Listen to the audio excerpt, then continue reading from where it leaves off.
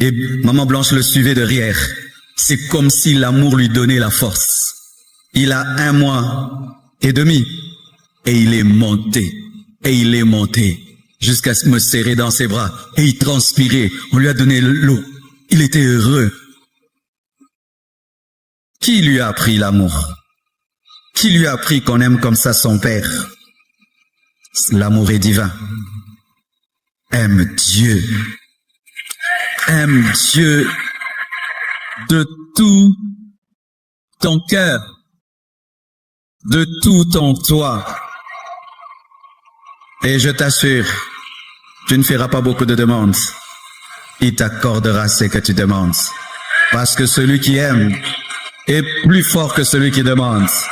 Que Dieu vous bénisse. Merci chorale, que Dieu vous bénisse. Acclamons la chorale. C'est béni. Père, bénis ta parole, bénis ton peuple, bénis ton église.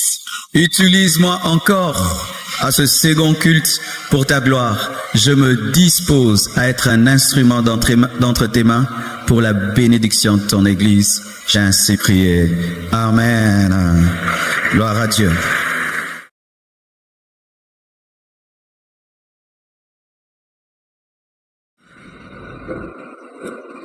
Je vous salue tous au nom de Jésus. Et s'il n'y a pas de place, on fait comme dimanche passé. Vous réduisez les allées, vous ajoutez les chaises. Vous savez, Papa Willy, quand je regarde maintenant, j'ai l'idée de mettre un balcon là-bas. Vous savez, si on élève la toiture, on peut mettre tout un balcon là-bas. Ça peut nous faire même 500 places. Le thème de mon enseignement, toujours dans le livre d'Apocalypse, c'est qui sont les 24 vieillards de l'Apocalypse. Tu peux le dire à ton voisin de gauche. Qui sont ton voisin de droite, ton voisin de devant, ton voisin de derrière. Seulement ton voisin qui a un visage apocalyptique. Gloire à Dieu. Nous sommes debout, s'il vous plaît.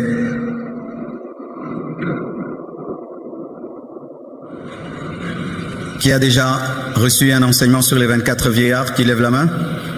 Celui qui n'a jamais entendu, lève la main. Vraiment, pardonnez-moi, c'est ma faute. Amen. Vraiment, je me suis rendu compte que dans l'église, on prêche toujours les mêmes choses alors qu'il y a beaucoup de versets qui souffrent de blessures intérieures. Amen. Et vous savez, c'est pourquoi aussi?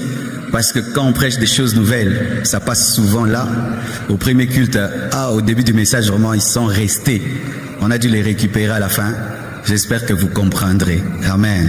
Mais c'est même pas difficile ce que j'ai prêché. Trop simple, mais c'était nouveau, mais c'était très simple. Lisons Apocalypse 4, versets 1 à 11. On est déjà en ligne? Oui? Ok. Après cela, je regardai et voici une porte était ouverte dans le ciel. La première voix que j'avais entendue comme le son d'une trompette et qui me parlait, c'est Jésus qui parlait, et dit, monte ici et je te ferai voir ce qui doit arriver dans la suite. Aussitôt, je fus ravi en esprit et voici il y avait un trône dans le ciel et sur ce trône quelqu'un qui était assis. Dans la Bible, rarement on décrit le Père. Mais ici, il y a comme une description du Père, mais quand tu lis, tu te rends compte qu'on ne peut pas le décrire. Écoutez la description qu'on donne du Père. Celui qui était assis avait l'aspect d'une pierre, de jaspe et de sardoine. C'est tout. On ne peut pas le décrire. Amen. En soi, Dieu est lumière. Quand tu veux dire Dieu est comment? C'est une lumière lumineuse, très lumineuse, lumineusement lumineuse. Amen. Parce qu'il habite une lumière que personne ne peut voir et n'a vue. Dieu est lumière. Et le trône était environné d'un arc-en-ciel semblable à de l'émeraude. Autour du trône, je vis 24 trônes. Et sur ces trônes, 24 vieillards assis, revêtus de vêtements blancs et sur leurs têtes des couronnes d'or. Du trône sortent des éclairs, des voix et des tonnerres. Devant le trône brûlent 7 lampes ardentes qui sont les 7 esprits de Dieu. Quand on dit 7 esprits de Dieu, ce n'est pas qu'il y a 7 Saint-Esprits, mais le chiffre 7, c'est le chiffre de la plénitude, parlant de la plénitude de l'Esprit, de la perfection du Saint-Esprit. J'enseignerai à ce sujet d'ici là. Il y a encore devant le trône comme une mer de verre, semblable à du cristal.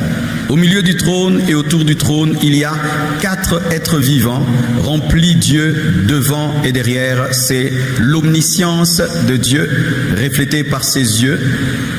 Et le premier être vivant est semblable à un lion, la royauté de Jésus. Le second être vivant est semblable à un veau, Jésus le serviteur qui souffre. Le troisième être vivant a la face d'un homme, Jésus-Christ le Fils de l'homme. Et le quatrième être vivant est semblable à un aigle qui vole, Jésus-Christ le Fils de Dieu. Mais il s'agit de 4 chérubins ou de 4 séraphins qui représentent les 4 facettes de Jésus-Christ. Les 4 êtres vivants ont chacun 6 ailes, et ils sont remplis Dieu tout autour et au-dedans. Ils ne cessent de dire jour et nuit, Saint, Saint, Saint est le Seigneur Dieu, le Tout-Puissant qui était, qui est et qui vient. Dieu n'est pas 3 fois saint. Dieu est 1000 fois saint, 10 000 fois saint, 1 milliard de fois saint. Mais quand on dit Saint, Saint, Saint 3 fois, c'est parce que le Père est saint, le Fils est saint, le Saint-Esprit est saint. Ça parle de 3 personnes en Dieu. Amen. On est déjà en train de prêcher. Donne-moi un amen.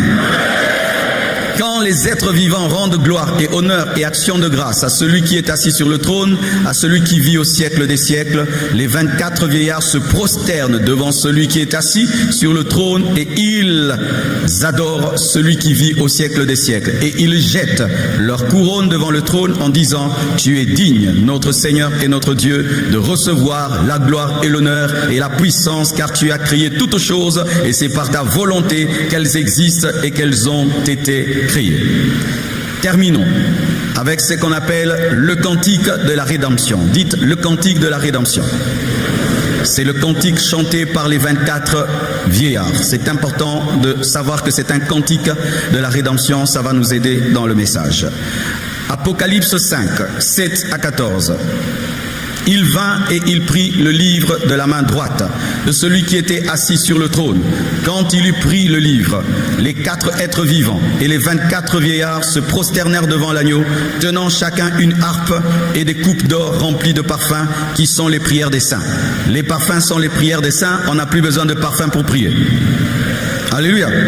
Si le parfum c'est la prière, je n'ai plus besoin de parfum pour prier. Si tu vas quelque part, on te dit, amène le parfum pour la prière. Les parfums spéciaux pour la prière, le parfum c'est la prière déjà. Donc j'ai pas besoin encore de parfum. Amen, hein? Dans le Nouveau Testament, on n'a pas besoin de parfum pour prier. Amen. Et il chantait un cantique nouveau en disant « Tu es digne de prendre le livre et d'en ouvrir les sceaux, car tu as été immolé et tu as racheté pour Dieu par ton sang les hommes de toute tribu, de toute langue, de tout peuple, de toute nation. Tu as fait d'eux un royaume et des sacrificateurs pour notre Dieu et ils régneront sur la terre. » Alléluia. Je regardais, j'entendis la voix de beaucoup d'anges autour du trône et des êtres vivants et des vieillards. Il y a des anges, les êtres vivants et les vieillards, et leur nombre était des myriades et des milliers. Ils disaient d'une voix forte, l'agneau qui a été immolé est digne de recevoir la puissance, la richesse, la sagesse, la force, l'honneur, la gloire et la louange. Et toutes les créatures qui sont dans le ciel, sur la terre, sous la terre, sur la mer, et tous ceux qui s'y trouvent, je les entendis qui disaient à celui qui est assis sur le trône et à l'agneau soit la louange, l'honneur, la gloire et la force au siècle des siècles. Jésus partage l'adoration du Père. Jésus partage l'adoration du Père et il n'y a pas rivalité, il n'y a pas compétition, il n'y a pas jalousie. Et les 4 êtres vivants disaient Amen. Nous aussi nous disons Amen. Et les vieillards se prosternèrent et adorèrent Amen. Acclamons le Seigneur. Wow. Alors je vous prie de lire à la maison Apocalypse 7, 11 à 13 pour avoir toute la totalité de la pensée. Apocalypse 7, 11 à 13, Apocalypse 11, 16, Apocalypse 14, 3, Apocalypse 19, 4. Amen. Alors, il y a plusieurs écoles au sujet des 24 vieillards. Je vais les présenter et puis je vais vous présenter ce que nous croyons et ce que nous trouvons être correct, être biblique. Étant donné qu'il n'y a pas beaucoup d'enseignements sur les 24 vieillards, ça fait que chacun a des pensées sur les 24 vieillards et aujourd'hui, tu vas être fixé et tu vas être béni. Amen. Voici la première conception. Certains disent que les 24 vieillards sont des autorités spirituelles qui ne sont pas des anges, qui ne sont pas des hommes et qui ne sont pas Dieu. C'est dire que Dieu a créé les anges, les archanges, les chérubins, les séraphins. Et ici, il a créé les 24 vieillards comme étant des autorités qui ont toujours été là autour de son trône pour régner, pour diriger avec lui. Qui croit cela? Levez la main si c'est ce que vous avez toujours cru. Levez la main si c'est ce que vous croyez. Il n'y a pas de prison pour ceux qui lèvent la main. Ok. C'est faux. D'autres croient que les 24 vieillards sont des anges. Parce qu'ils sont autour du trône, donc s'ils sont au ciel, donc c'est doit être des anges. Qui croient que les 24 vieillards sont des anges? Levez la main. Levez bien la main. C'est faux. Amen. D'autres disent que les 24 vieillards sont des assistants humains qui ont toujours été avec Dieu.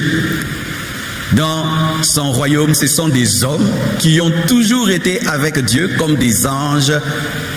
Qui croient cela que les 24 vieillards sont des hommes qui ont toujours été avec Dieu comme les anges pour diriger? Levez la main, c'est ce que vous croyez? C'est faux. D'autres croient que c'est la fusion, comme c'est le chiffre 24, 12 tribus d'Israël, 12 apôtres de Jésus-Christ, 12 patriarches et 12 apôtres. Quand tu prends 12 plus 12, ça fait 24. Pour eux, c'est la fusion des 12 apôtres et des 12 patriarches d'Israël qui donnent les 24 vieillards. Qui croit cela? Levez la main. C'est faux. Alors il y a quelqu'un. Qu'est-ce qui est vrai? D'autres encore, ils disent que les 24 vieillards, c'est la fusion de l'Église avec les saints de l'Ancien Testament, parce que 12, toujours l'Ancien Testament, 12, le Nouveau Testament, c'est la fusion des saints de l'Ancien Testament avec l'Église dans l'enlèvement. Qui croit cela? Levez la main. C'est faux. Et d'autres croient que 12, 24, ça je vais dire à la fin. C'est ce que je crois. Maintenant, avant de dire ce que je crois, j'aimerais casser ce que tu crois. Amen. Voici. Pour vous qui croyez que les 24 vieillards sont des autorités spirituelles non angéliques qui gouvernent avec Dieu, voici un principe de la Bible. Fais l'effort d'être intelligent. Fais l'effort.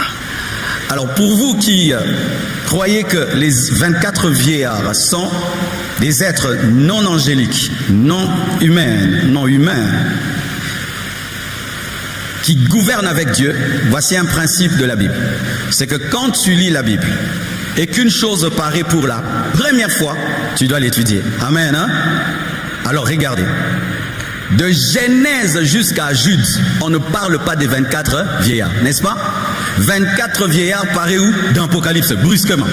C'est-à-dire quelqu'un qui a lu la Bible, de Genèse jusqu'en Jude, pour lui, il connaît que au ciel, il y a le Père, le Fils, le Saint-Esprit, il y a les anges, et parmi les anges, il y a les archanges, les chérubins, les séraphins. Toute sa vie, il a vécu comme ça. Il arrive à Apocalypse, non, en plus d'eux, il y a les 24 vieillards. Et quelqu'un dit non, s'ils sont là, donc ils ont toujours été là. Frère, s'ils avaient toujours été là, Dieu allait le dire. Amen. Une chose chose nouvelle qui n'est pas confirmée dans toutes les Écritures, ce n'est pas ce que tu penses. Alléluia. Les 24 vieillards, ce ne sont pas des autorités spirituelles qui ne sont ni des anges ni des hommes. S'il y avait de telles autorités, alors Dieu allait déjà en parler. Amen. C'est comme ça d'ailleurs que tu dois comprendre comment on a choisi les 66 livres de la Bible. Vous connaissez, on parle de Tobie, n'est-ce pas? Maccabée, Siracide. Pourquoi Siracide n'est pas reconnu dans les 66 livres? C'est parce que dans ces livres-là, il y a des choses qui contredisent les autres livres. Par exemple, de Genèse, Apocalypse, la Bible dit que tu ne peux pas prier les morts. Maintenant, Maccabée vient te dire, prie les morts. Du coup, je t'enlève. Pourquoi? Parce que tu contredis le reste de la parole. Amen. Parce que le Saint-Esprit a utilisé plusieurs hommes, mais il ne s'est jamais contredit. Un nouveau livre qui contredit les anciens, on doit l'enlever. Et si l'Apocalypse vient nous dire qu'il y a maintenant des êtres qui dirigent et qui ont toujours été là, alors que tous les autres livres ne l'ont jamais dit, eh bien nous devons étudier l'Apocalypse où nous sommes en train de faire parler Jean ce qu'il n'a pas dit. C'est pourquoi, mes frères, cette nouveauté des êtres qui sont ni des anges, ni des hommes, mais qui règnent avec Dieu, comme je le vois de Genèse à Jude, je ne l'ai jamais vu, je ne peux pas confirmer cela, ce serait une nouvelle doctrine. Amen. Deuxièmement, les gens qui disent que ce sont des hommes, c'est-à-dire des hommes qui ont toujours été avec Dieu, avant même que Jésus-Christ ne vienne, ne comprennent pas ceci, c'est que lorsque la prophétie est donnée à Jean, la prophétie parlait du passé, du présent et du futur, et les 24 vieillards ne sont pas dans le passé, ils sont dans le futur. Amen. Et si on peut prétendre que les 24 vieillards, ce sont des hommes qui ont toujours été avec Dieu au ciel avant que Jésus-Christ ne vienne, ça contredit la parole de Dieu qui dit que Jésus est le seul chemin qui conduit au Père, et ça veut dire qu'il y a des hommes qui peuvent aller au ciel sans Jésus-Christ, ce qui est archi faux. Pour que tu ailles au ciel, il faut que celui qui est au ciel descende sur la terre pour te montrer le chemin du ciel. Ce qui fait que ces hommes ne peuvent pas être au ciel si Jésus n'est pas descendu pour les montrer le chemin du ciel. Ainsi, ces hommes seraient là par leurs propres œuvres en dehors de Christ, ce qui est une fausseté. Amen. Donne-moi la main, hein? Troisièmement, les 24 vieillards ne sont pas des anges. Parce que les anges n'ont pas de trône. C'est l'Église qui a le trône. De Genèse jusqu'en Jude, il n'y a pas un ange avec un trône, mais il y a Jésus sur le trône, il y a le Père sur le trône, il y a aussi l'Église qui va régner. Dieu n'a pas promis aux anges des trônes, mais il a promis à l'Église des trônes. Donc les 24 vieillards ne peuvent pas être des anges parce que les anges n'ont pas de trône. Encore, les 24 vieillards ne peuvent pas être des anges parce que les anges n'ont pas de couronne. Mais la couronne est promise à l'Église. Pourquoi? La couronne, c'est la récompense. Et la récompense, c'est pour ceux qui ont été des pécheurs, qui ont cru, qui ont persévéré, qui ont servi pour avoir la couronne. Donc, ça ne peut pas être des anges. Encore, ils ont des vêtements blancs. Les vêtements blancs sont promis à ceux qui persévèrent, à ceux qui croient, parce que ça symbolise la justice obtenue au travers du sang de l'agneau. Et les anges ne sont pas lavés par le sang de l'agneau. Donne-moi l'amen. Et encore maintenant le cantique de la rédemption. Les anges ne chantent pas le cantique de la rédemption, ce sont les hommes qui chantent le cantique de la rédemption, parce qu'il n'y a pas la rédemption des anges. C'est pourquoi Satan, quand il a péché, Jésus n'est pas mort pour lui, parce que pour les anges il n'y a pas de rédemption. Mais quand l'homme a péché, la Bible nous dit que Jésus-Christ est mort afin de le sauver. C'est pourquoi la prière qu'on dit, je vous salue Marie, c'est encore comment? Je vous salue Marie, Mère de Dieu, priez pour nous. Priez pour nous pauvres pécheurs. On dit que Gabriel, lorsqu'il a rencontré Marie, il a salué, il a dit priez pour nous pauvres pécheurs. Un ange ne peut pas demander la prière de pauvres pécheurs parce que l'ange n'est pas un pauvre pécheur. Ainsi, je reconnais que Gabriel n'a jamais fait cette prière parce qu'un ange ne peut pas faire une telle prière. De même aussi, par rapport à ceci, un ange ne peut pas chanter nous avons été rachetés, parce que les anges ne sont pas rachetés, ce sont les hommes qui sont rachetés. Donc, les 24 vieillards ne sont pas des anges, mais ils sont Ils sont des... Non, mais moi, ils sont des... Non, ils sont des... Quels hommes? Dis avec moi, quels hommes? Parmi les hommes, maintenant, il y a deux sortes d'hommes. Il y a les hommes de l'Ancien Testament et les hommes du Nouveau Testament. Alors, les gens disent que non, ces hommes-là, ce sont soit... Ils disent quoi? Que ces hommes, ce sont les hommes qui sont ressuscités le jour où Jésus est mort. Vous savez que quand Jésus est mort, il y a des gens qui sont ressuscités. Qui savent ça? Quand Jésus est mort, frère, les gens sont sortis des tombeaux. Pas tout le monde, quelques-uns. Mais ils sont restés dans le tombeau parce que le ressuscité n'était pas ressuscité.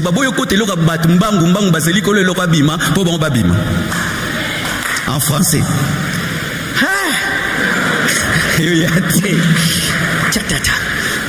Ils ont refusé d'entrer dans la vision de Jésus plus que lui-même.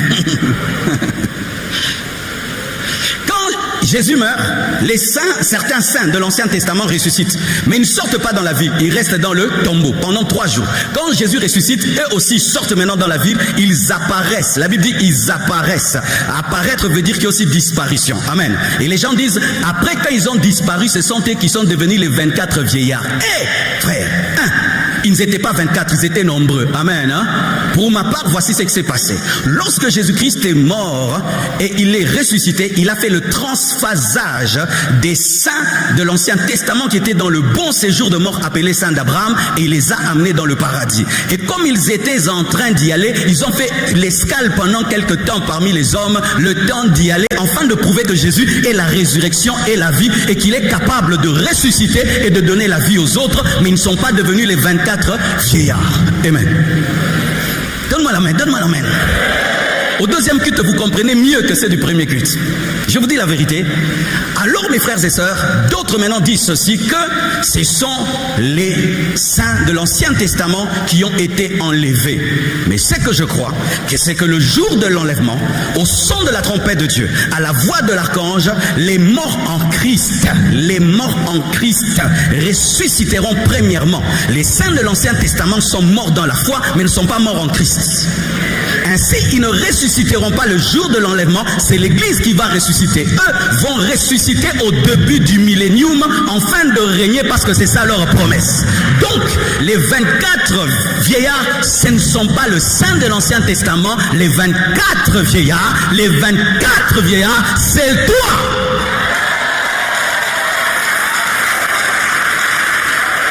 Les 24 vieillards, c'est l'Église. Comment?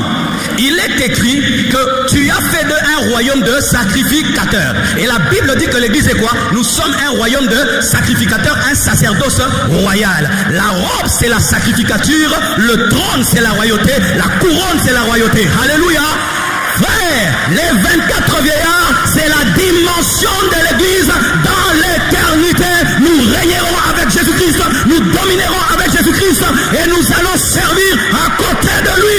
Donne-moi une main. Hey, Shalarama Zintelebrayasha. Maintenant, pourquoi 24? 24, c'est le nombre des personnes qui travaillent à côté du souverain sacrificateur. Ok, je vous donne le verset. Yes. Oh, dis j'aime la parole. 1 Chronique 24, 1 à 4. 1 Chronique 24, 1 à 4. Vous allez voir. 1 Chronique 24, 1 à 4. Rapidement. Ok, on y va. Voici les classes des fils d'Aaron. Fils d'Aaron, Nadab, Abihu, Éléazar et Ithamar. Nadab et Abihu moururent avant leur père sans avoir de fils, et Éléazar et Ithamar remplirent les fonctions du sacerdoce. Oui. David divisa les fils d'Aaron en les classant pour le service qu'ils avaient à faire. Sadok appartenait aux descendants d'Éléazar et Achimélec aux descendants d'Ithamar. Regardez maintenant, il se trouva parmi les fils d'Éléazar plus de chefs que parmi les fils d'Ithamar, et on en fit la division. Les fils d'Éléazar avaient 16 chefs de maison paternelle, et les fils d'Ithamar combien? 8 chefs. 8 plus 16, ça fait combien? 8 plus 16, ça fait combien? En soi, la sacrificature de la terre est faite à l'image de la sacrificature du ciel. Et en soi, qu'est-ce que Dieu veut dire par le chiffre 24? C'est que nous sommes des sacrificateurs éternellement, mais plus à côté d'Aaron, mais à côté de Jésus-Christ, le roi des rois, le Seigneur des seigneurs, le Dieu vivant. Donne-moi la main. Donne-moi la main. Nous sommes les 24 vieillards. Nous sommes les 24 vieillards. Nous sommes les 24 vieillards. Et 24 vieillards. Pourquoi vieillard? Vieillard, c'est la sagesse. Vieillard, c'est le prêtre. Dans la parole qu'on dit vieillard, c'est un prêtre. Tu es un prêtre. Et qu'est-ce que tu offres? Le parfum de la prière, le parfum de l'adoration. Dans le lieu saint, il y avait l'autel de parfum, mais toi, tu n'as pas besoin d'autel. Tu es l'autel et tu es le parfum. Rebraya Bashaya, parfum. Donne-moi la main. Oh, merci Seigneur. Qu'est-ce que cela nous enseigne? Cela nous enseigne une chose, l'humilité dans la grandeur. Malgré qu'ils ont la couronne de gloire, ils ont des trônes, ils sont arrivés dans l'éternité, ils continuent d'adorer. La plupart des gens, quand ils arrivent, ils se retournent contre celui qui les a mis, mais eux, malgré qu'ils sont mis, ils continuent à adorer. Ils continuent les habitudes terrestres au ciel alors qu'ils sont déjà au ciel. Et ils continuent la discipline qu'ils avaient lorsqu'ils n'avaient rien alors qu'ils ont tout. Cela nous enseigne l'humilité dans la grandeur. L'humilité dans la grandeur. L'adoration dans la grandeur. Même si Dieu te bénit, c'est comme s'il t'a pas béni. Même si Dieu t'a élevé, c'est comme s'il t'a pas élevé. Tu demeures humble et tu n'es pas conscient de la couronne, tu es conscient de celui qui est au milieu. Alléluia. Même si Dieu t'a béni, tu es comme s'il ne t'a pas béni. Même si tu es intelligent, tu es comme si tu n'es pas intelligent. Parce que ce qui est important, ce n'est pas la couronne, ce n'est pas ton trône, c'est celui qui est au milieu. Au milieu. Le Seigneur te demande de jeter ta couronne afin qu'il te donne une autre couronne. Le Seigneur te demande de ne pas être conscient de ta bénédiction afin qu'il continue à te bénir. Le Seigneur te demande, même si tu as un trône, oublie ton trône afin que tu restes sur le trône. Ce sont les gens qui jettent la couronne qui gardent la couronne. Ce sont les gens qui quittent le trône qui restent sur le trône. Ce sont les gens qui sont humbles qui restent dans l'élévation. Si tu veux que Dieu t'établisse, vis dans l'humilité, vis dans l'humilité, vis dans l'humilité, vis dans l'événement. Zamba tomolio okiti, atomoli lisusu, okiti lisusu, atomoli lisusu, okiti lisusu, atomoli lisusu. Le Seigneur te demande l'humilité. Donne-moi la main. Donne-moi la main. Et la Bible dit qu'est-ce qu'ils font? Ils s'approsternent et puis ils jettent la couronne. Mais quand tu jettes la couronne, Dieu ne veut pas aussi que tu aies une tête vide. Il met une autre couronne. Tu jettes la couronne. Dieu met une autre couronne. Tu jettes la couronne. Jette la couronne intellectuelle, tu auras la couronne financière. Jette la couronne financière, tu auras la couronne de l'onction. Jette la couronne de l'onction, tu auras la couronne sociale. Jette la couronne sociale, tu auras la couronne intellectuelle. Jette. Donne-moi la main. Donne-moi la main. Ce que tu as vu, ce n'est pas tout. Beaucoup arrivent. Ce que tu as vu, ce n'est pas tout. Il y a beaucoup de choses. Ce que tu vis, c'est un test. C'est un test. Tu jettes la couronne, il donne une autre couronne. Tu jettes encore, il donne une autre couronne. Parce que Dieu teste ton cœur afin de te garder dans la grandeur.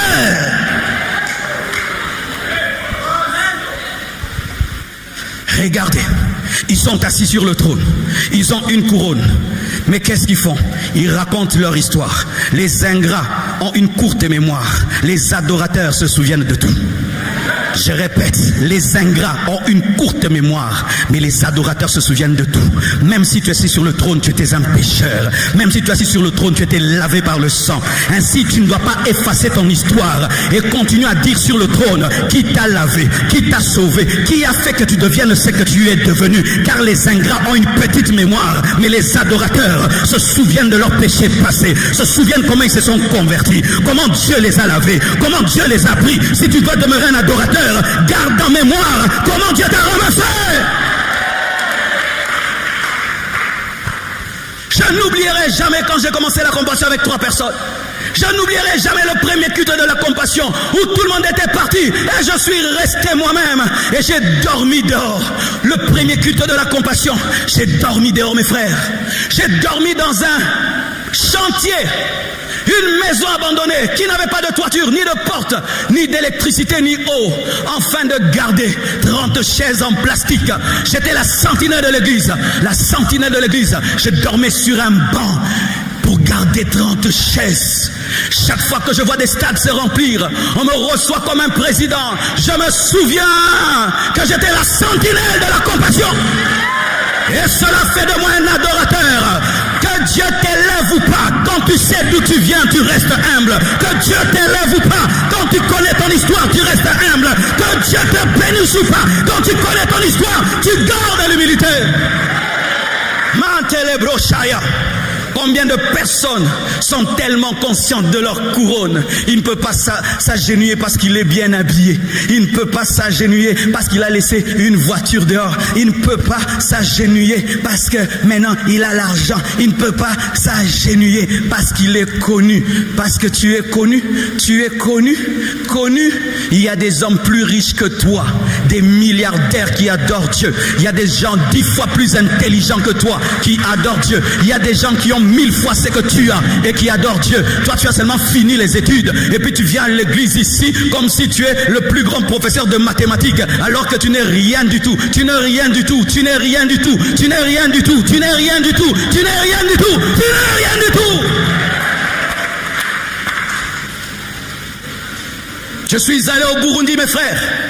On m'invite au palais présidentiel, voir le président. Il m'invite à manger et prier. Lui-même entonne les cantiques.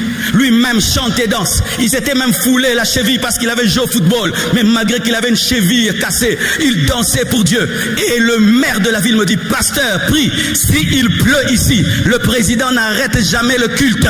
Et il dit, la pluie ne peut pas arrêter l'adoration. Et quand il pleut, il se mouille. Les gouverneurs se mouillent. Les ministres se mouillent. Pourquoi il a cette dimension? Il sait que Dieu l'avait pris dans le maquis. Il sait qu'il est un militaire. Il sait qu'il est un étudiant. Et s'il est devenu président, c'est la grâce de Dieu. C'est la grâce de Dieu. Jette ta couronne et adore Dieu. Jette ta couronne et adore Dieu. Oublie ton rang. Oublie ton niveau. Oublie ton titre. Oublie tes bénédictions. Jette ta couronne. Oh, Shalarama Sentelebro Yashaya. Regardez Jésus. Il peut marcher